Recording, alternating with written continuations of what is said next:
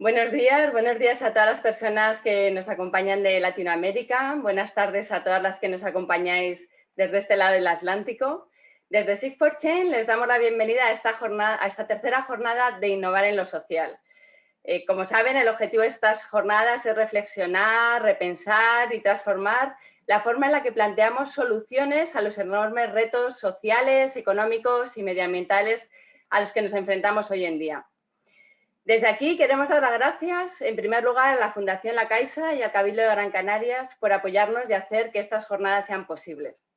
También queremos dar las gracias a todas las organizaciones y a las personas que nos habéis ayudado a difundirlo, que sois muchísimas. Y de forma muy especial queremos dar las gracias a las casi 400 personas de 13 países que vienen acompañándonos en los diferentes espacios que venimos desarrollando. Y bueno, antes de comenzar, simplemente unos breves recordatorios. Anunciaros que al final de estas jornadas enviaremos los enlaces a todas las grabaciones de cada una de las jornadas que hemos venido haciendo y de los talleres. También les enviaremos las herramientas que hemos ido generando y de las que hemos ido hablando y los principales aprendizajes. Recordaros también que estamos en redes sociales, en las redes sociales de Sig4Change, @Sig4Change, y con el hashtag Innovar lo Social. Innovar lo Social. El próximo viernes también queremos anunciarles que tendremos un encuentro de networking para conocer personas y organizaciones de Latinoamérica y donde podremos también conocer el trabajo de la Red de Impacto Latam, que está haciendo un trabajo realmente impresionante y que de verdad queremos animaros a que no os lo perdáis y que asistáis.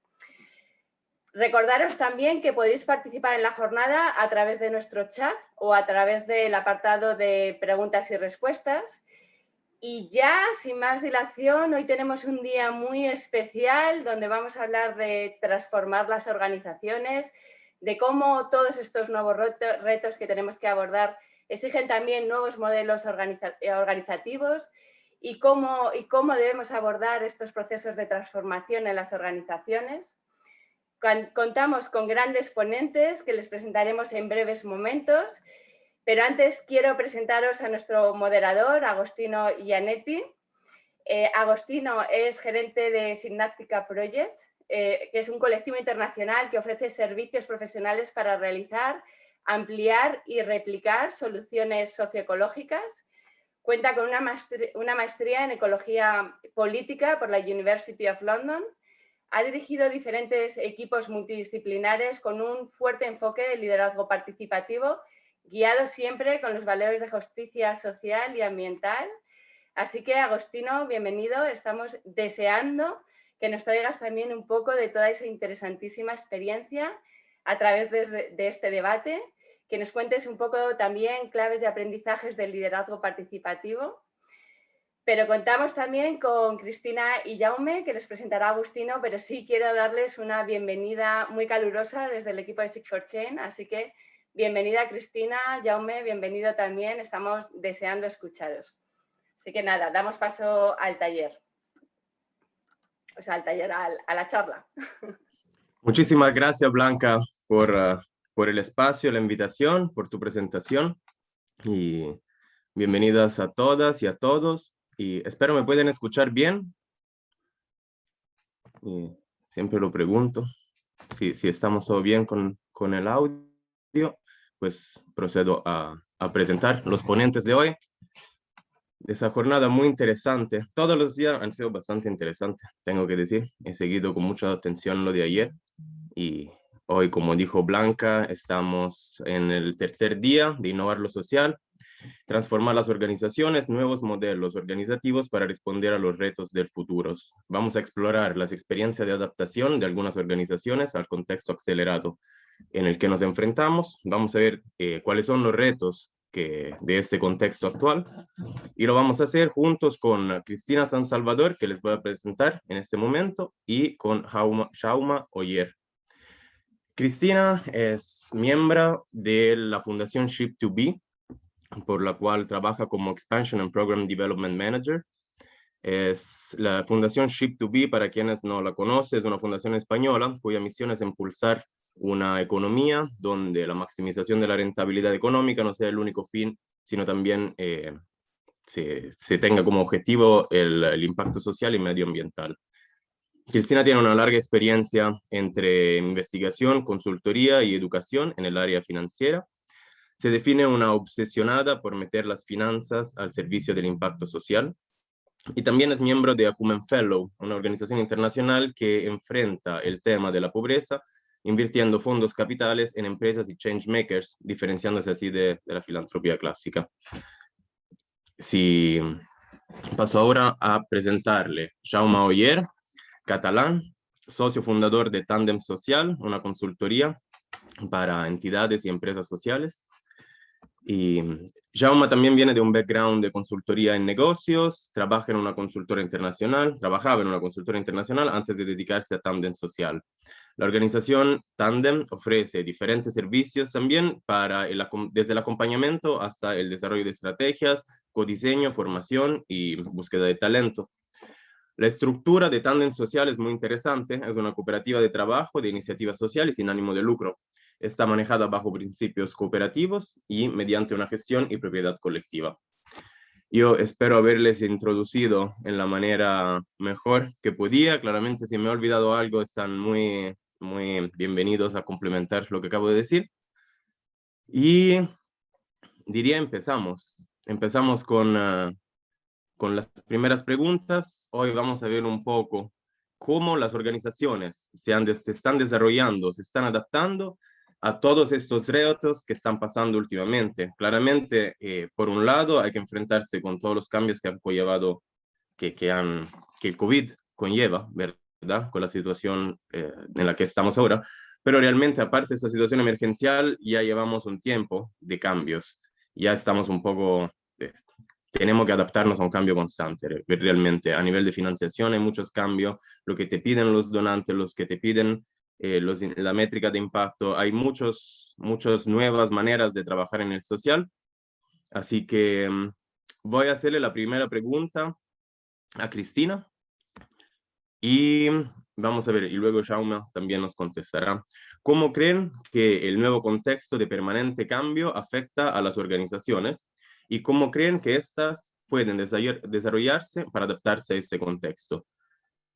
También me gustaría que puedan decir al igual un par de palabras sobre el concepto de cambio permanente. Yo me imagino que cada uno de nosotros realmente tiene un poco una perspectiva diferente. Así que sí, también, ¿cuáles son los rasgos más fuertes de ese cambio, según Cristina? Vale, pues a ver, empiezo por... lo primero, gracias por invitarme a mí y a Sig2B. Estamos encantados de volver a colaborar con Sig4Change otra vez. Y igual empiezo por la segunda parte, que es un poco más contexto, ¿no? ¿Qué entiendo por cambio permanente? La verdad que yo creo que eso, ¿no? Que la palabra cambio ahora está presente todos los días en nuestras vidas y ya venía de antes del COVID, ¿no?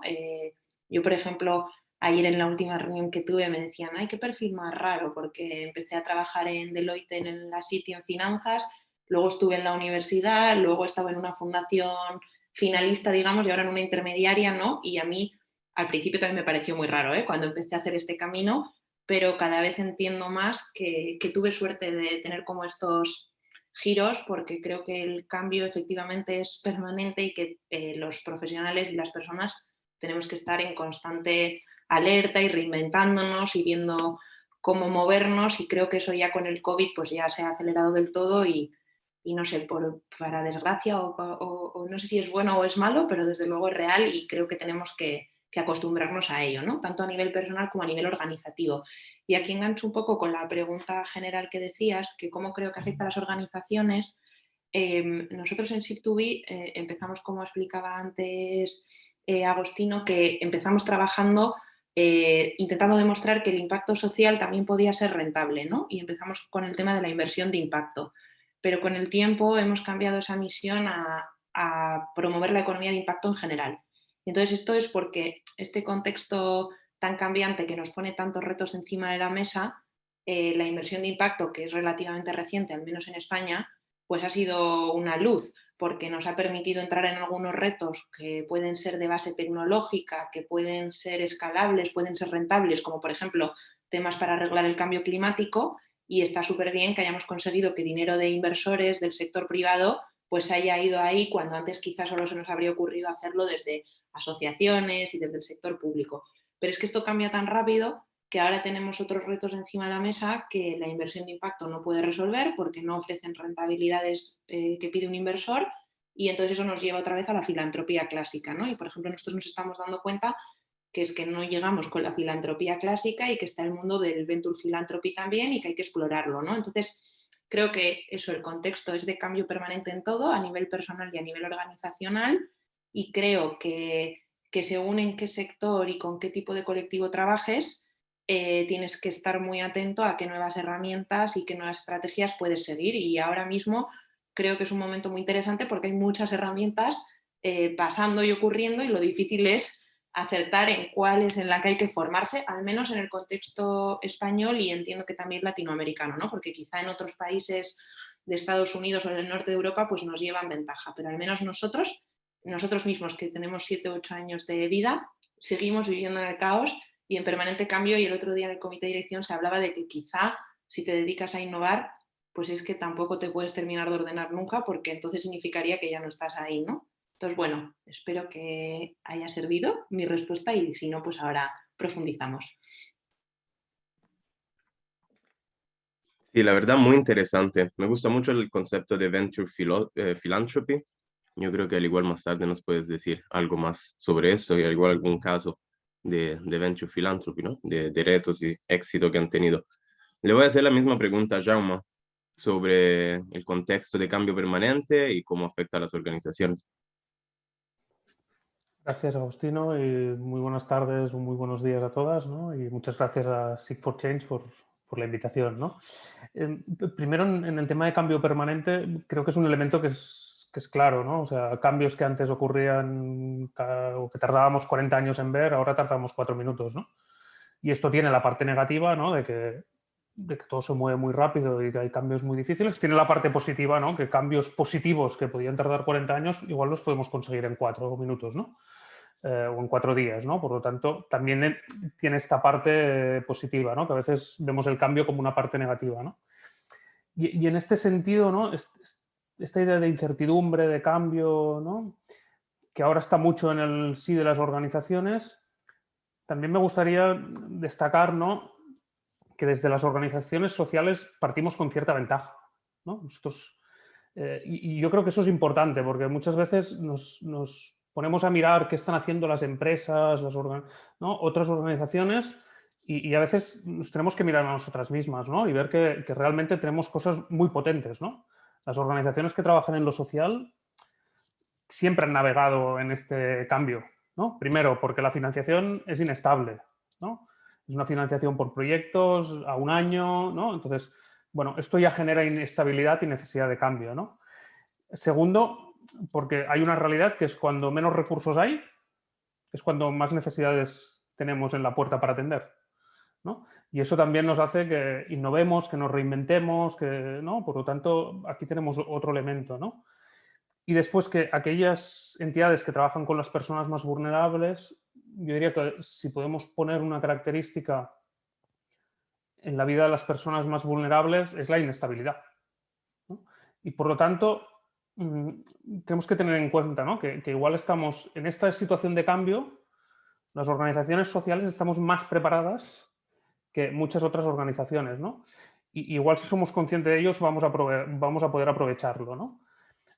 Otro elemento que me lleva a pensar así, ¿no? y que creo que también es importante, es que ahora todo el mundo habla de liderazgo participativo, de implicación, de toma de decisiones, de empresas con propósito, de decisiones descentralizadas, de alianzas.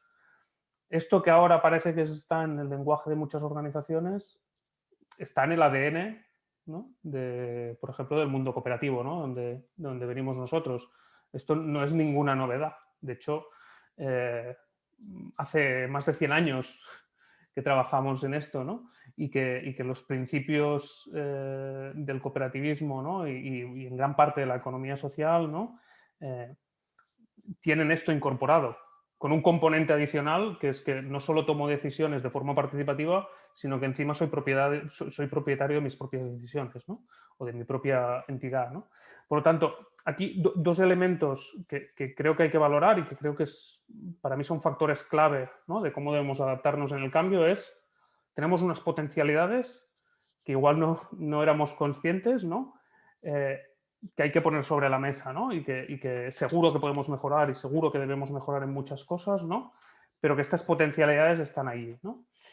Y me gustaría también destacar otro elemento que creo que es muy importante, que es una amenaza, ¿no? Que es, con esta idea del cambio constante, que no nos quedemos en la agilidad versus la precariedad, ¿no?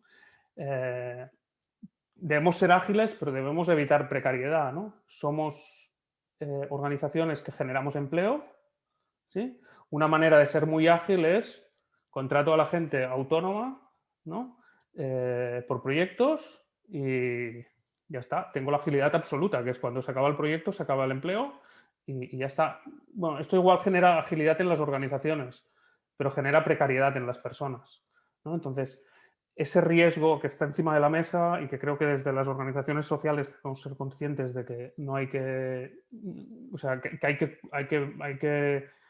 hay que cuidar este elemento, ¿no? Todas las economías de plataforma que hemos ido viendo, ¿no? Que se van generando, que al final son muy ágiles porque solo te dan trabajo cuando tienen trabajo, ¿no? Pero eso genera mucha precariedad y mucha estabilidad, ¿no? Entonces, cuando busquemos agilidad, busquémosla para la organización, para las personas que se benefician de la organización, pero también para las que trabajan, ¿no?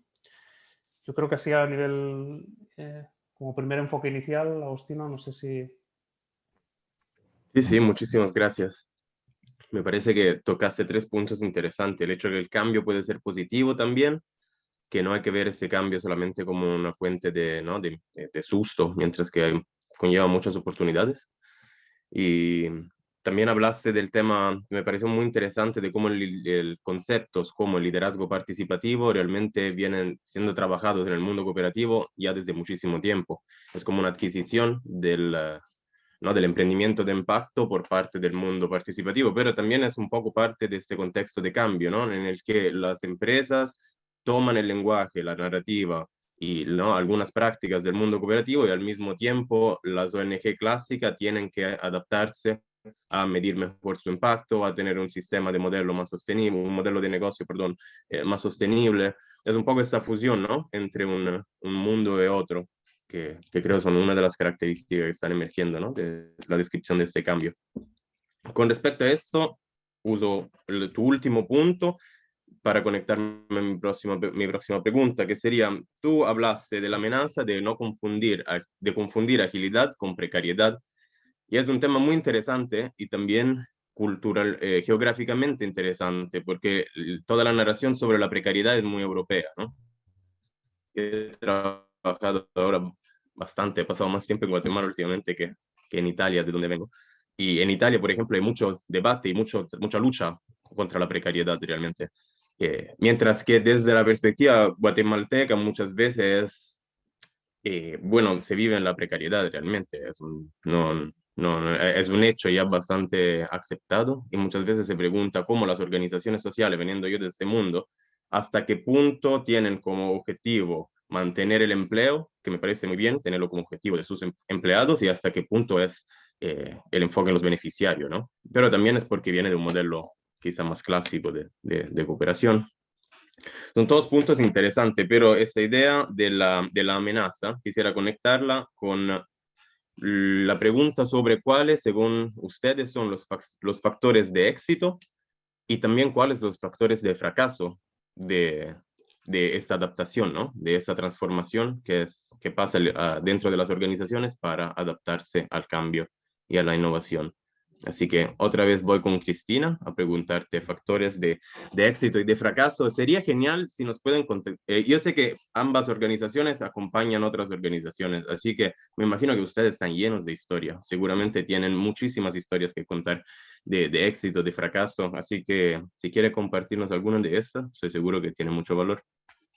Vale, pues a ver, también como antes cuando me presentabas hablabas de que era Acumen Fellow y ahora a raíz de esto del cambio quería compartir con vosotros que una cosa que he aprendido yo en este fellowship es, yo en general siempre me he movido en organizaciones y con organizaciones en las que de alguna forma provocaba cambios, ¿no? O las organizaciones en las que estaba se enfrentaban a cambios. Y siempre lo vivía un poco como mezclado. Una parte de mí pues le gustaba pues este reto, aprendizaje y tal, pero había una parte como todos que el cambio te genera pues no sé, incomodidad al menos, ¿no?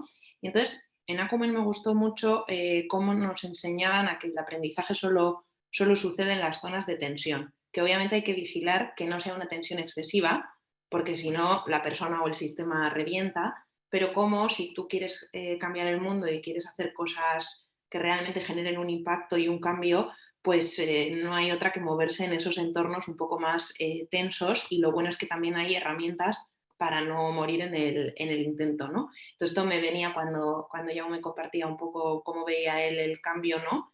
Y también yo creo que una cosa es que seamos ágiles y estemos abiertos al cambio y seamos flexibles, y otra muy diferente es no tener foco y no tener claro el cómo, ¿no? O sea, a mí me gusta bastante pensar y acompañar a las entidades en el qué y el cómo, a dónde voy y cómo quiero ir, y luego eso sí, por el camino, o sea, hay muchos caminos y los caminos dan muchas curvas y ahí es donde tenemos que ser ágiles, ¿no? Pero tampoco es me levanto por la mañana y según lo que pasa actúo, porque entonces no sucede nada, ¿no? Y ese es un reto también en el sector social porque tenemos pocos recursos.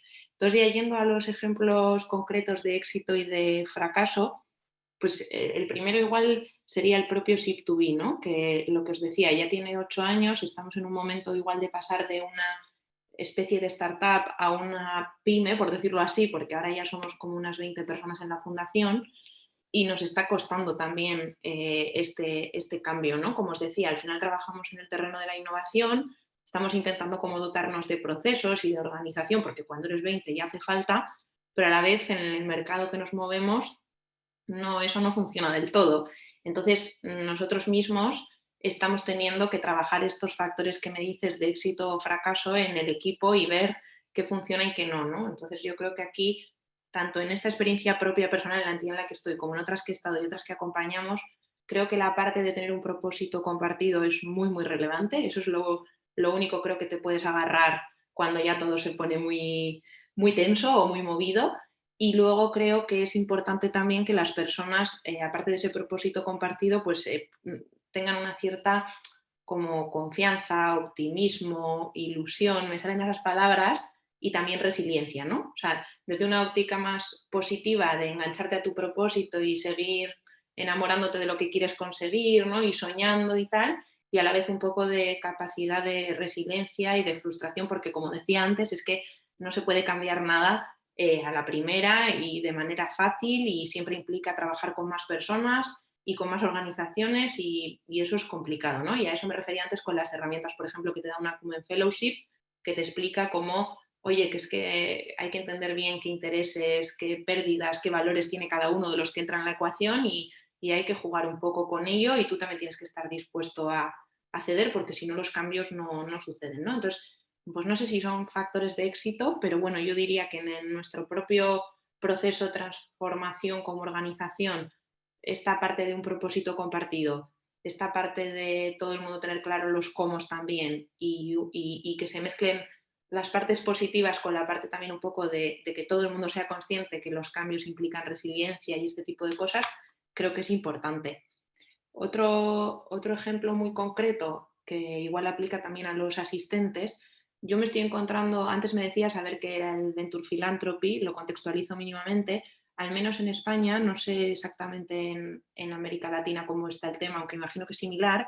Hemos desarrollado la inversión de impacto, que como os decía, es intentar hacer impacto y rentabilidad a la vez, simplificándolo mucho, y no teníamos tan desarrollado un espacio un poco intermedio, que es poner quizá más el acento en el impacto social, pero no renunciar a una cierta sostenibilidad o pequeñita rentabilidad, ¿no? Entonces, esto no lo tenemos tan desarrollado en España, y está costando pues ir generando ese interés en la gente que tiene el patrimonio y que esté dispuesta a pensar en esta línea de o sea, es curioso, ¿no? O sea, siguen donando y no pidiendo nada de rentabilidad, y siguen pidiendo rentabilidad y impacto, pero esto de en medio de 75 impacto y 25 rentabilidad, respecto a la donación no suena tan purista, y respecto a la inversión suena a que no es rentable, ¿no? Entonces, ahí hay un reto, y en lo que decía de que igual os veis reflejados los asistentes, también hay un reto en los proyectos.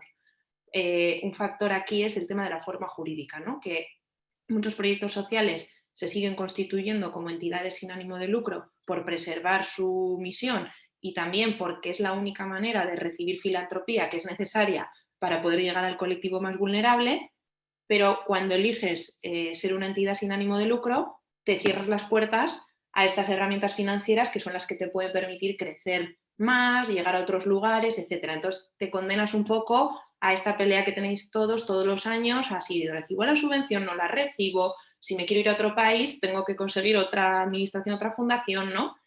Y en cambio el que opta por la sociedad limitada, pues como acabo de comentaros que los inversores también se separan mucho, pues entonces ese no puede recibir ninguna donación porque, oh Dios mío, eres una empresa y a ver qué va a pasar y tal, ¿no? Entonces, en España, por lo menos, cada vez vemos más gente que empieza a buscar modelos híbridos de hacer una sociedad limitada con una asociación o, bueno, una fundación y una empresa, ¿no? Y eso es un gran reto que también lo tenemos ahí encima de la mesa y que también requiere, es otro ejemplo, ¿no? Como de flexibilidad, pero como decía antes, también teniendo claro el qué y el cómo, porque es difícil moverse ahí en el gris. Si no tienes claro el qué y el cómo, te acabarás desviando al blanco o al negro y tampoco funcionará, ¿no?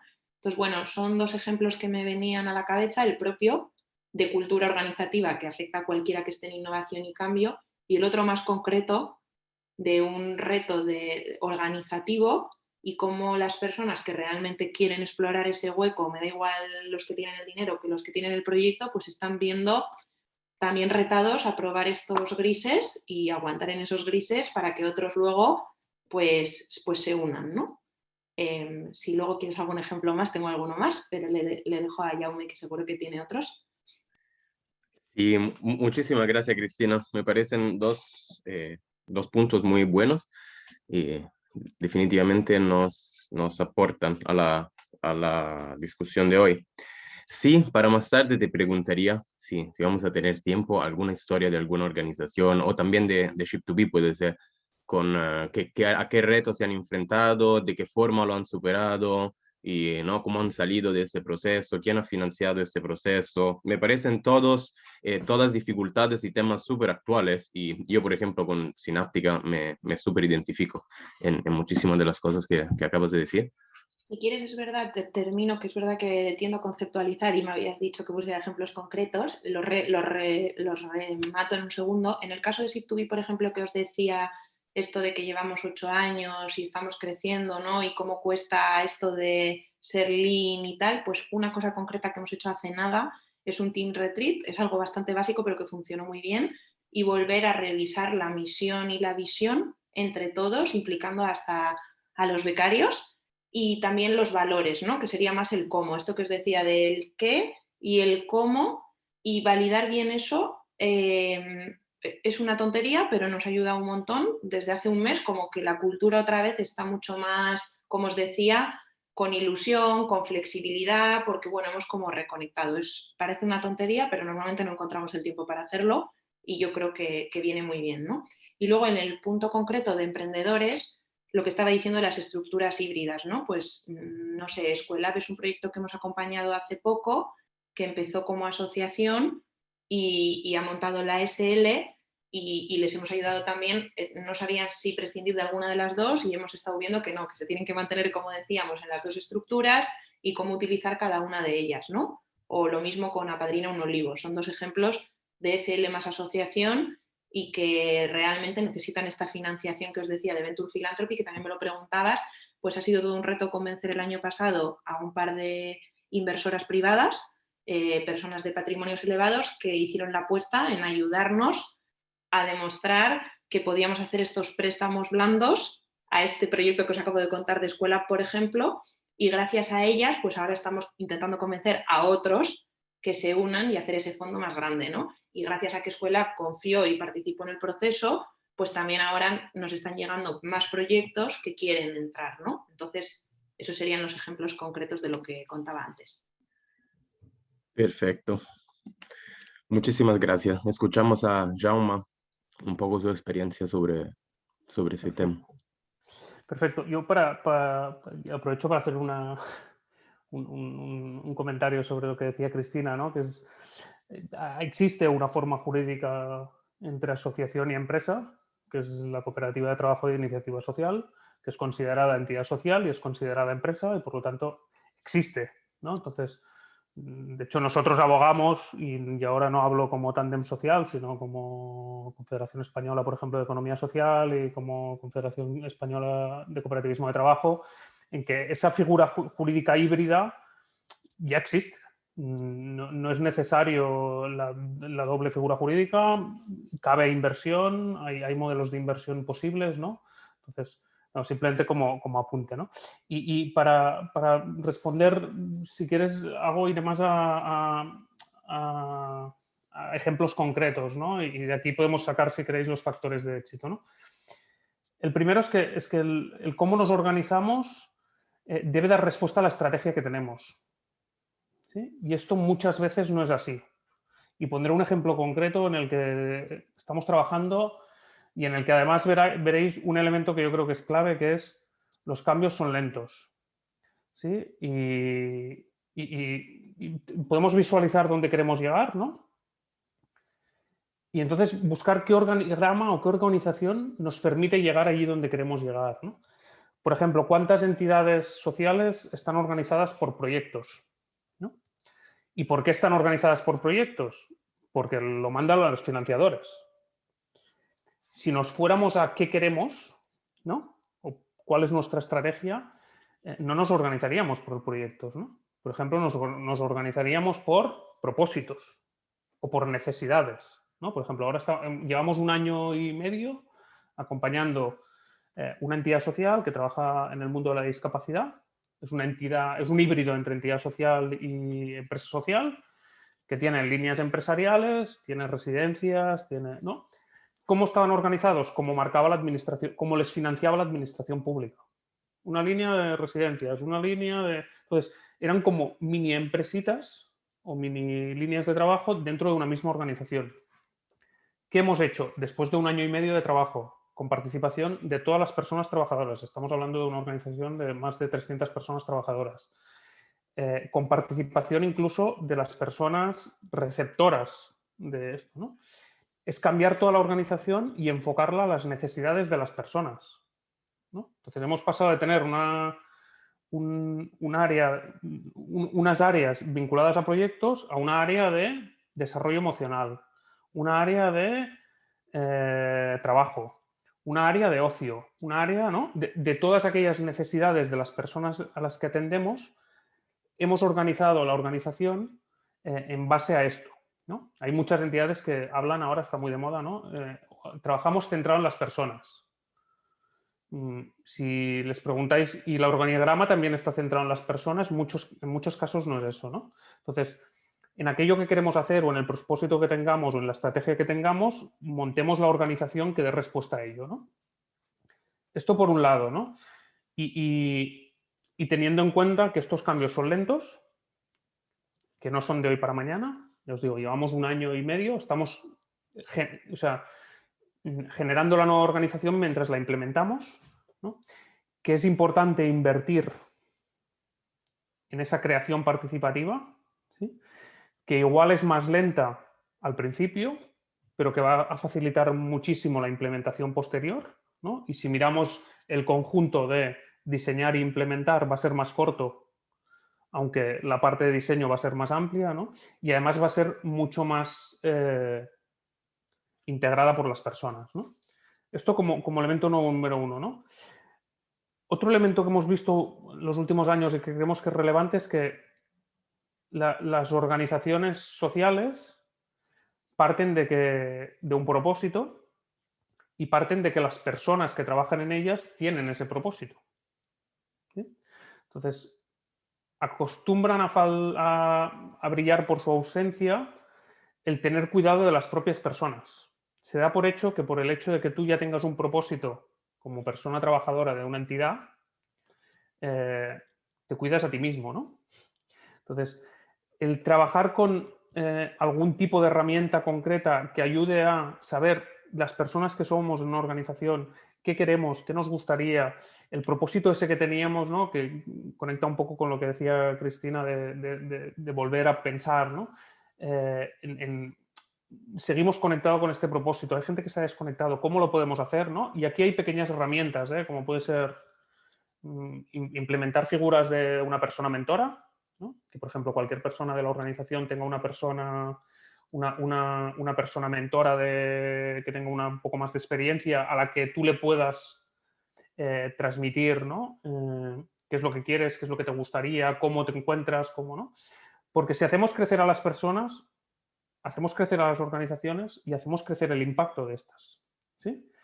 Si las personas no crecen, no pueden sacar acabamos en una cosa que decía Agostino, ¿no? También, que es, bueno, en que la organización se vuelve, el objetivo de la organización es aguantar esos puestos de trabajo, no tener impacto, ¿no? Y por lo tanto, si a las personas les preguntamos, les permitimos eso, ¿no? Con pequeñas cosas, este es otro factor que creo que puede ser de éxito, ¿no? Y por último, un tercero, también con ejemplos concretos, ¿no? Es la tecnología, ¿no? Hablamos mucho de tecnología, ¿no? Y más en procesos, como decía Cristina, que nosotros hemos pasado en 10 años de ser 30 a 30, de 3 a 30, ¿no? Con un cambio, con todo lo que eso supone, ¿no? Que son estos crecimientos, no podemos gestionar igual una entidad o una organización de 3 con una entidad o una organización de 30. Nos gustaría que en el pasillo se solucionara todo, que no tuviéramos que tener políticas, pero no es así, ¿no? Necesitamos definir más políticas y aquí la tecnología nos puede ayudar, ¿no? Como herramienta de gestión.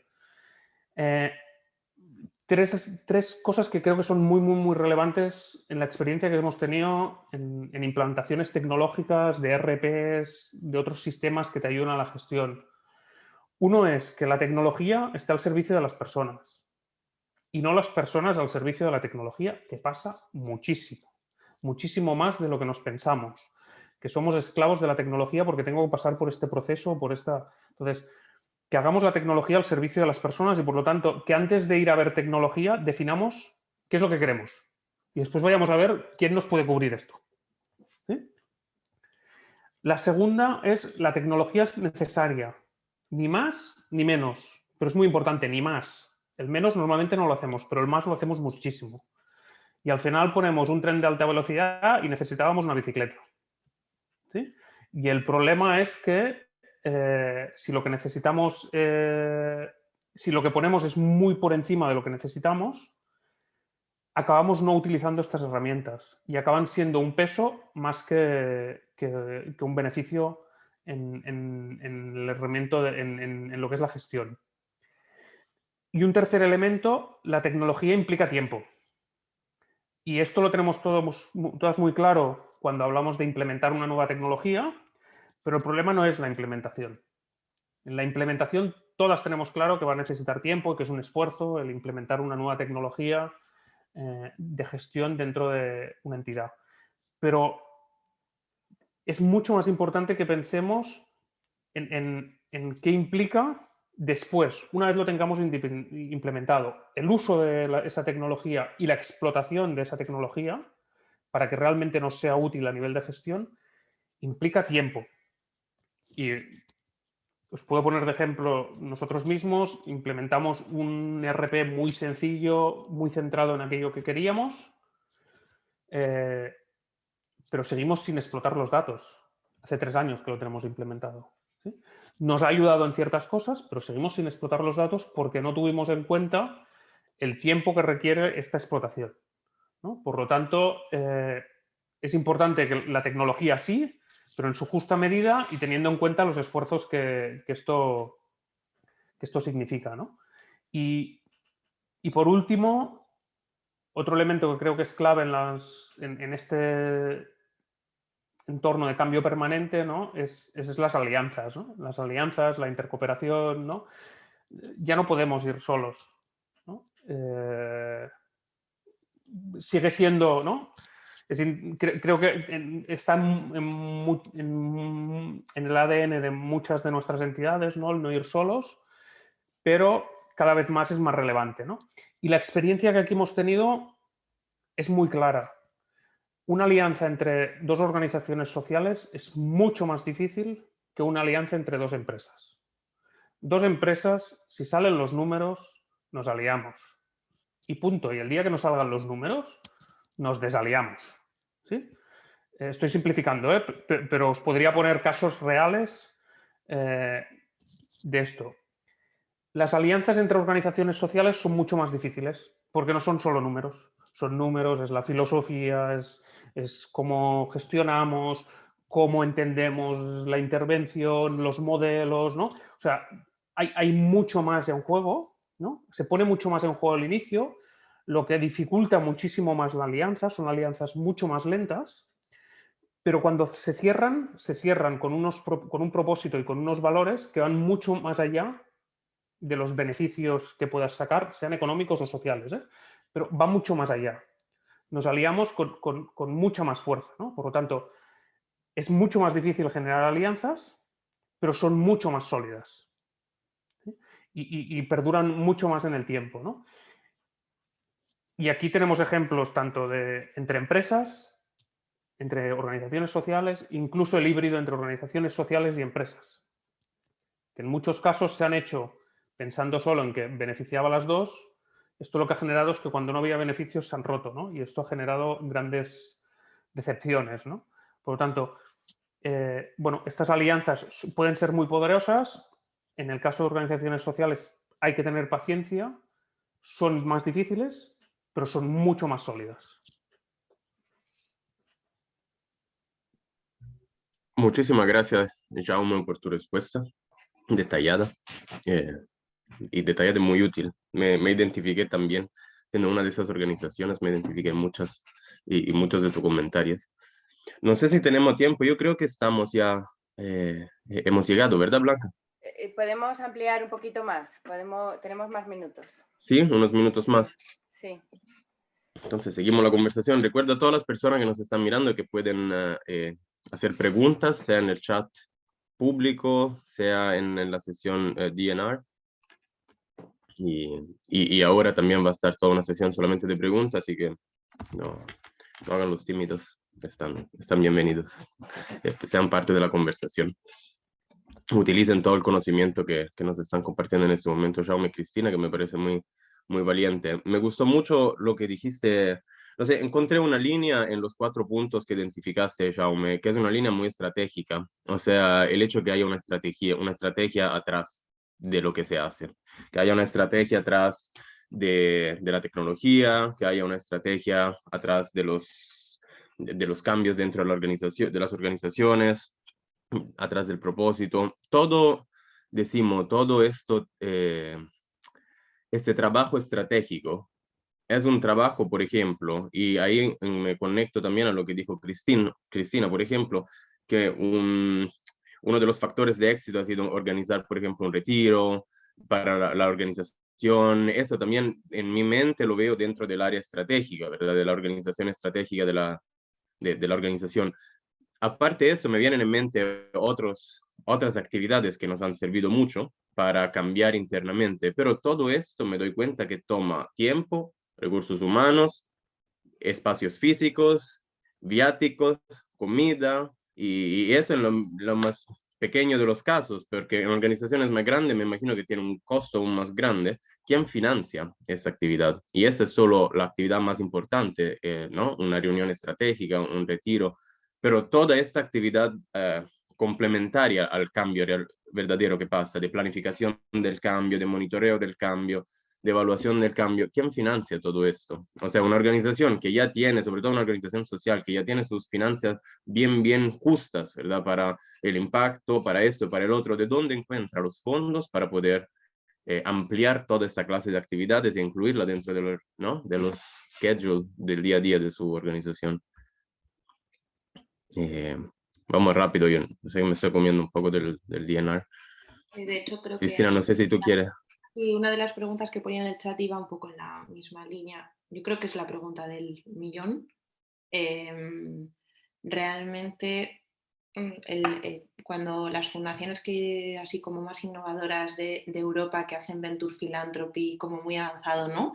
Que siguen haciendo grants o donaciones, pero las hacen de una manera como más estratégica, algunas que conozco sí que creen en esto y apoyan a entidades a la base de la entidad, no por proyectos como decía Jaume, sino que se casan con una entidad social para 3 años, le dan una donación de 150.000 euros más 150.000 euros en pro bonos, esto es un caso real de Francia, pero apoyan a 7 o 8 entidades al año en vez de apoyar a 100 con 20.000 euros, ¿no? Entonces, yo intento también defender mucho esa filantropía más estratégica, más comprometida, ¿no?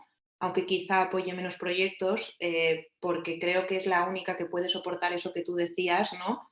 De todo ese trabajo de investigación que no lo has dicho, pero también hay que hacer, de equipo, de cultura, o sea, yo de hecho dentro de SIG2B estoy desarrollando un área nueva, entonces yo esto lo vivo en mis carnes, ¿no? Que al principio estás tú solo y ahora hay 1 o 2 personas, pero da igual, no dan los números, pero a mí me parece muy relevante que estemos reunidas todas las semanas, que nos contemos lo que estamos haciendo, que compartamos conocimiento y desgraciadamente en primera persona va un poco contra lo que decíamos antes, contra que te ilusiona lo que haces, estás empezando, entre comillas, lo quieres hacer más grande y no debería ser así, ¿no? Pero bueno, también en el sector privado, que yo también he trabajado en el sector privado, cuando estás haciendo innovación, desgraciadamente no lo justifico y ojalá consigamos ponerlo en valor y que nos lo paguen desde el minuto 1, pero creo que es parte de estar en algo muy innovador, ¿no? Que hay que demostrar un poco antes de que tal. Entonces, bueno, de todas formas, creo que el Venture Philanthropy, ya digo, la filantropía está un poco más estratégica o comprometida, podría ayudar a esto que planteas. Ok, me parece interesante. Definitivamente hay todo un lado de investigación que también hay que considerar, que toma muchísimo tiempo y que es tiempo que a veces uno solo da, ¿verdad? A la causa. Jaume, ¿quiere decir algo sobre esto? También aquí me comparten algunos comentarios en el chat. Por ejemplo, Daniel Altini dice que persona-organización, si el foco es la persona, la organización es por consiguiente modificable y no es tan simple. Eso es lo que nos comparte Daniela. Y Alejandro dice, es un reto muy grande aliar organizaciones sociales porque normalmente son muy celosas de sus know-how, muy cierto. Y es una competencia permanente por recursos limitados de las fuentes de financiación tradicional. Y ahí una de las razones, ¿no, Alejandro? Porque hay que innovarse y que buscar nuevas formas, nuevas geometrías de impacto, de sostenibilidad. Jaume, cuéntanos un poco sobre esto y Blanca, párame en cualquier momento. 2 cosas así muy rápidas, ¿no? En el tema de las alianzas, ¿no? Que decían que es muy difícil. Bueno, es muy difícil, pero es posible. Cada vez pasa más, ¿no? Yo, de hecho, ahora vengo de una sesión que acabo de tener con 2 entidades que hace 5 años están en el mismo territorio, 2 entidades sociales que no se podían ni ver. O sea, ni ver. No podías hablar de una entidad a la otra. Y ahora se están planteando hacer proyectos conjuntos y abiertos a que igual acaban fusionándose. ¿Por qué? Y aquí sí que hay una realidad que al menos en España creo que es así, en Latinoamérica lo desconozco, pero creo que en algunos casos también, ¿no? Que es, muchas veces hay personas fundadoras de estas entidades, ¿no? Que para ellos la entidad es casi su hijo o su hija, ¿no? Entonces, claro, fusionar tu hija, pues es complicado, ¿sí? Muchas veces estos espacios de alianzas se están dando en entidades que ya han hecho el paso. O sea, que las personas que están al frente ya no son las personas fundadoras, ¿no? Donde este sentimiento de pertenencia, ¿sí? que no debería ser, pero que lo que hemos visto es que es, ¿no? Ya no existe tanto, ¿no? Entonces, yo creo que este es un elemento clave de poder hacer alianzas. El segundo es, nos tenemos que ir al propósito, a la misión. O sea, al final estamos por algo, no estamos por estar, ¿no? Estamos por algo. Por tanto, cuando nos perdemos en esos elementos más personales, en esas dificultades, en ese... bueno, hay que volver rápido al propósito. ¿Por qué estábamos aquí, no?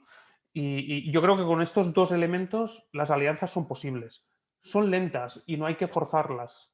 Nosotros acabamos de empezar, por ejemplo, este proceso con estas 2 entidades y el planteamiento es un año vista. ¿Sí? O sea, no hay ninguna prisa. Los procesos tienen que entrar. Estamos hablando además de una cooperativa con una fundación. Que dices, ostras, además con modelos culturales diferentes, ¿no? Pero poco a poco se pueden conseguir, ¿no? Y después, ¿cómo financiamos esto? es un reto, pero yo creo que hay un primer elemento que no es un gasto, es una inversión. Y esto es muy importante. No es un gasto, es una inversión. O sea, tener una buena organización o un buen modelo de gestión ahorra costes. ¿Sí? Y por lo tanto se puede recuperar esta inversión, ¿no? Y después, no nos pensemos en grandes procesos estratégicos, que sí, que hay gente que los hace y nosotros hacemos, pero a veces son cosas mucho más simples. ¿Sí? Es que nos sentemos una vez cada 3 meses a pensar cuál es nuestro propósito, si seguimos estas líneas, si no seguimos estas líneas, cuáles son los retos de los 3 próximos años. Igual, entonces el coste no es tan grande. El coste, pues igual son, no sé, 7 jornadas o 5 jornadas de personas. Bueno, valorémoslo si este peso, ¿no?, es tan grande. O sea, no nos quedemos en grandes palabras de estrategia. Todo el mundo puede hacer estrategia, ¿sí? Solo que necesitamos que alguien, si no lo hemos hecho nunca, nos ayude a dinamizarlo, ¿no? Nosotros, cuando hacemos reflexiones estratégicas, porque yo creo que ahora ni planes estratégicos se hacen, porque con una reflexión y tener muy claro hacia dónde vas ya es suficiente, intentamos que estas queden ya en las organizaciones, ¿no? Y que a los 3 años sea la propia organización la que dinamice esas reflexiones, ¿no? Por lo tanto, por más que parezcan palabras muy técnicas, la estrategia, la tecnología, al final, con cosas simples, las cosas funcionan mejor y no tienen por qué ser caras. Eso nos da mucha esperanza, definitivamente. Yo sé que es muy cierto también, pero también es muy inspirador. El hecho de que sí se puede hacer trabajo estratégico de forma no cara, de forma simple y también de no complicarse. Y lo veo que es un poco una línea dentro de tu discurso y me gusta mucho realmente, porque muchas veces uno simplemente se complica más de lo que es necesario, que sea en tema tecnológico, que sea en tema estratégico, que sea en planificación o en qué medir. Eso mucho pasa, ¿no? Cuando hay medición de impacto, uno empieza a medir cosas que no le sirve absolutamente a nada. Y es difícil luego, ¿no? Hacer el funnel, lo que dicen también en inglés, ir poco a poco enfocando un poco, ¿no? Focalizando. Pero si al final es capaz de acompañar a una persona vulnerable o en su situación, ¿cómo no vas a poder hacer estrategia? ¿Verdad? Tiene mucho sentido. No sé si debería pasarle la palabra a alguien más para la sesión de preguntas o creo que estamos en esta realmente, Sí, ¿verdad? mira, Agostino, tenemos unos minutos más porque el taller que tenemos después no empieza hasta el 1:15. Entonces, bueno, podemos ir conversando. Yo voy a aprovechar mi posición privilegiada aquí porque llevo todo el espacio mordiéndome la lengua y simplemente me parece muy interesante pues, lo que estáis conversando sobre las alianzas. Creo que uno de los principales retos que nos encontramos cuando se intenta hacer una alianza, sobre todo cuando son entre entidades de distinta naturaleza o de distinta dimensión, son los ritmos. Son los ritmos de unas organizaciones y de otras. Y muchas veces son ritmos que vienen condicionados precisamente por lo que contaba antes Jaume, ¿no? Porque por los paradigmas de financiación de las ONGs, que es por proyecto principalmente. Entonces, cuando quieres hacer una alianza con una organización más grande, que encima está encorsetada por una estructura de financiación por proyecto, y tú eres a lo mejor una organización más pequeña, más dinámica, que encima pues a lo mejor trabajas soluciones un poquito, que intentas que sean un poquito más innovadora y tu ritmo es mucho más rápido, tratar de conciliar esas agendas es lo que para nosotros por lo menos está siendo uno de los retos más grandes en la generación de las alianzas, ¿no? Y me gustaría saber vuestra opinión un poco, porque está claro que o sea, una de las claves de las alianzas es estar alineados en el objetivo, tener más o menos clara la visión. También es verdad lo que decían en el chat, ¿no? El celo que tenemos las organizaciones por el know-how. Pero esto de las agendas, desde vuestro punto de vista, perdón Agostino, ¿cómo lo veis?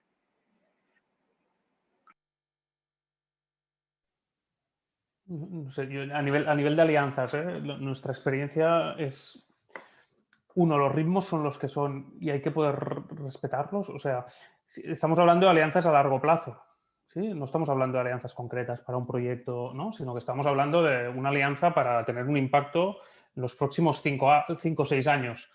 No viene de un mes. Sí, ya sé que nos cuesta, pero no viene de un mes, porque al final, si estamos hablando de 6 años, un mes no es nada. ¿Sí? Yo creo que aquí hay un elemento, ¿no? Segundo es, hay que escribir las alianzas. O sea, hay que bajar a escribirlo. Muchas veces se acaban haciendo de palabra, ¿no? Con entidades grandes hay una realidad, que es que a veces se hace la alianza con la persona, ¿sí? Y no se sabe si es con la entidad o con la persona, ¿no? Por lo tanto, el escribir esas alianzas, ¿no? Es muy importante, porque entonces, cuando pongamos blanco sobre negro, seguro que van a salir otras cosas, ¿no? Hay que bajar, digamos, al fango, porque si nos quedamos también solo en el propósito, todos vamos a estar de acuerdo. ¿Sí? Y nosotros una cosa que recomendamos, hay que definir cómo vamos a acabar si esto no va bien. ¿Sí? Hay que pactar, como nosotros decimos, hay que escribir hay que pactar como enemigos para seguir siendo amigos. Si ahora definimos cómo vamos a deshacer una alianza si no estamos bien, vamos a hacerlo desde una visión positiva, ¿no? Bueno, para que todos estemos contentos. Si no lo hemos hecho y llegamos al momento en que no estamos bien, ahí vamos a ir todos a por lo mío, ¿no? No vamos a tener, seguramente, por la tensión, por lo que llevaremos en la mochila, la capacidad de salir bien, ¿no? Y puede ser que una alianza la hagamos con toda la buena fe y no funcione, porque culturalmente no acabamos de encajar y no funcione. Definámosla, definamos cómo nos salimos y lo tenemos que dejar escrito, ¿no? Que no quede solo en una persona con una persona, porque las personas pueden cambiar, ¿no? Y si estamos hablando a largo plazo, tienen que ser alianzas de las organizaciones. Sí, yo coincido bastante. Lo primero que me venía a la cabeza, y ya lo ha mencionado Jaume, es lo de las personas. O sea, yo creo que la puerta de entrada sí es una persona. Luego es muy importante, como dice él, construir entre las organizaciones, pero creo que no se... O sea, cuando quieres construir entre una organización innovadora, más rápida, más ágil y una más grande y más tradicional, o das con una persona en cada lado un poco capaz de ponerse en el gorro de la otra en los dos sitios, o va a ser difícil porque son culturas muy, muy distintas, ¿no? Luego creo que es muy importante, y también lo he dicho ya, el tema del tiempo, entender que una alianza es eso, es a medio plazo y es por algo importante, y como decíamos al inicio, con nuestras propias personalidades y con nuestras organizaciones, si queremos hacer cambios, sabemos que tenemos que navegar esta tensión, ¿no? Y en la alianza pasa lo mismo, y leer muy bien, ¿no? También psicología al final, entender muy bien desde dónde estás reaccionando tú, porque quizás tú mismo estés reaccionando desde un sitio que no eres ni consciente, desde dónde está el otro reaccionando para intentar moverle, porque aunque no tenga razón, está donde está, ¿no? Y todo esto hay que saber hacerlo, y si no, no vas a poder construir ninguna alianza, y al principio pues todos pecamos de no, como yo digo, y si no, no. Pero dicho lo cual, también yo he vivido algunos ejemplos de aconsejar o yo misma frenar el proceso de alianza y decir, mira, por aquí no es, porque es que tú y yo tenemos valores ya muy, muy distintos y es que no nos vamos a poner de acuerdo. Entonces, mejor pues lo dejamos aquí. No he llegado nunca, creo, a tener por escrito, pero sí he roto alianzas, eso sí, en muy buen tono y muy bien tal, ¿no? Como cuando le dices a un emprendedor, tampoco dejes que cualquier financiador entre, que igual luego el proyecto, ¿no? También es una alianza. Entonces, bueno, yo diría personas, mucha psicología, herramientas y tiempo si quieres realmente construir una alianza sólida, y también a veces es mejor rendirte con un tema o una persona, ¿no? Y buscar en otro lugar, porque si no, no vas a construir algo sólido a gusto de las dos partes. Para mí hay un tema también muy importante, que es las alianzas multiplican, ¿sí? Entonces, la alianza en momentos de crisis multiplica la crisis.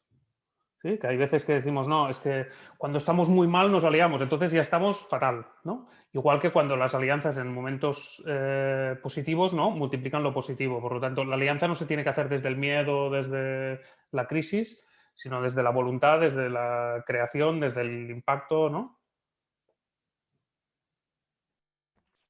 Sí, muy interesante este último punto.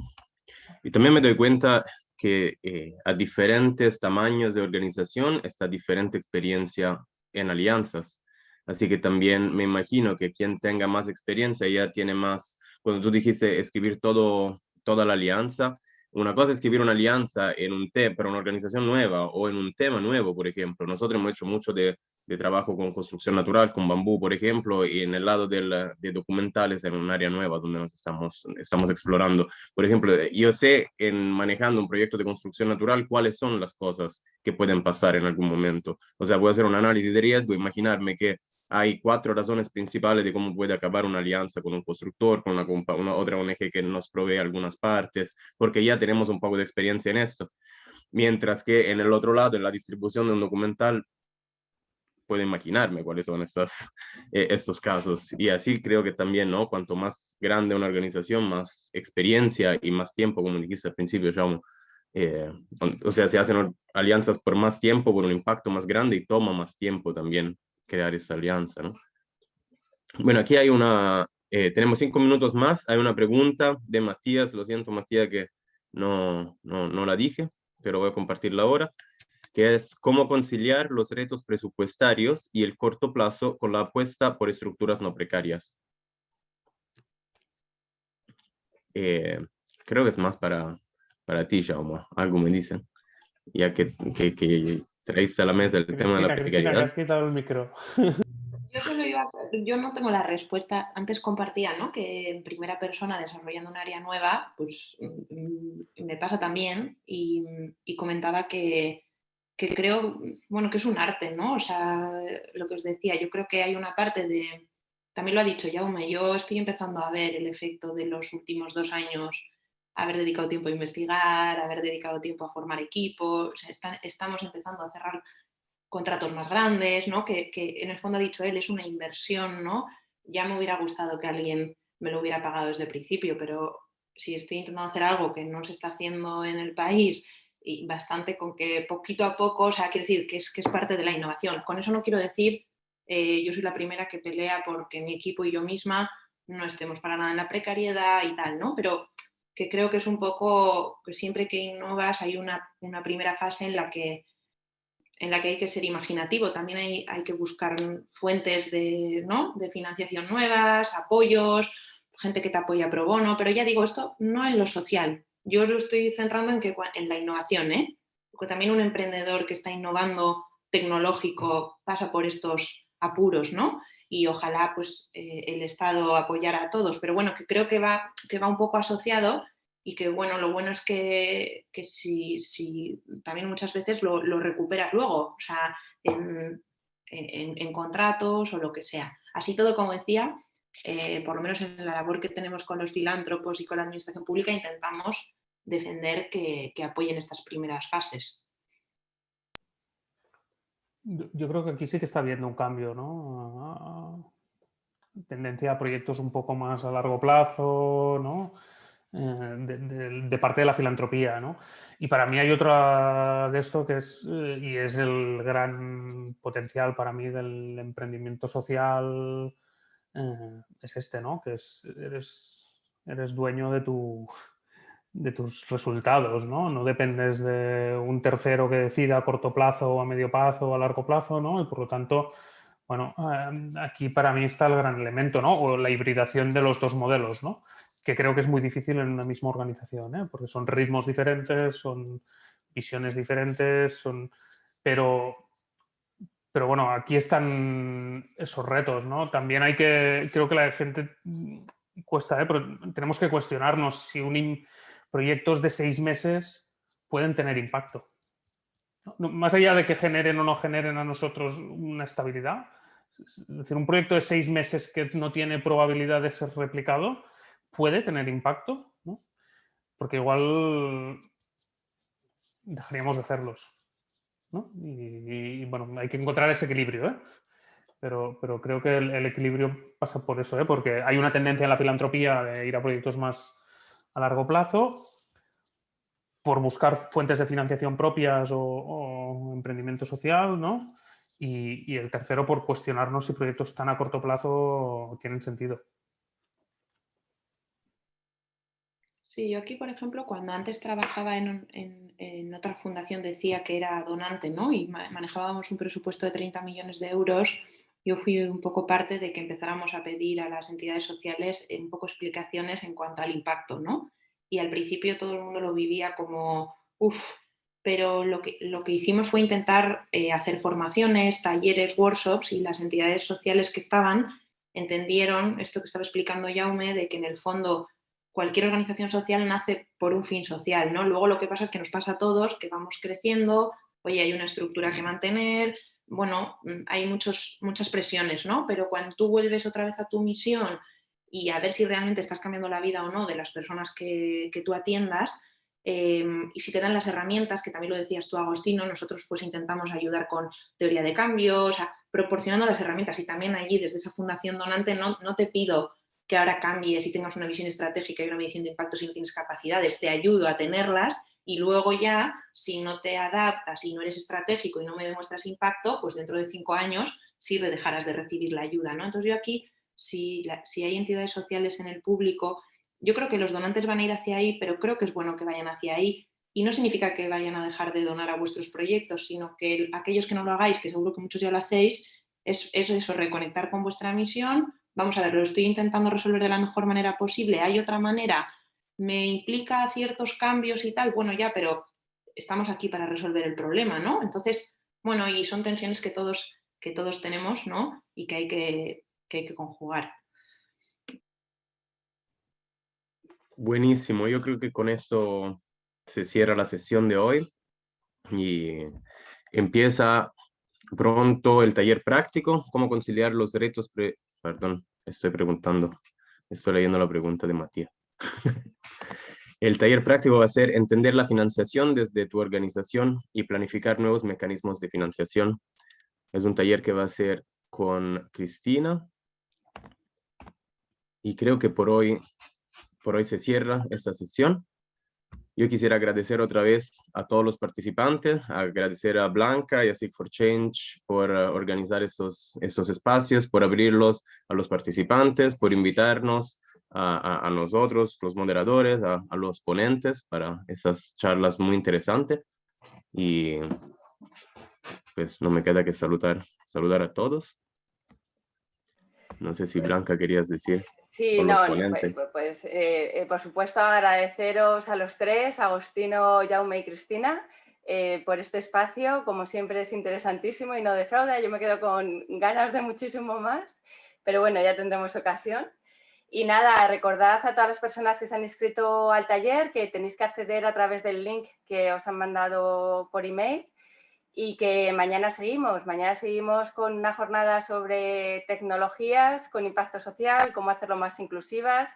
Hablaremos sobre aprendizajes y piedras en el camino y cómo resolverlas. Y pasado mañana, pues recordaros una vez más que tenemos un espacio de networking y de encuentro con la red de impacto LATAM. Así que nada, muchas gracias de nuevo a todo el mundo y a los ponentes y moderador.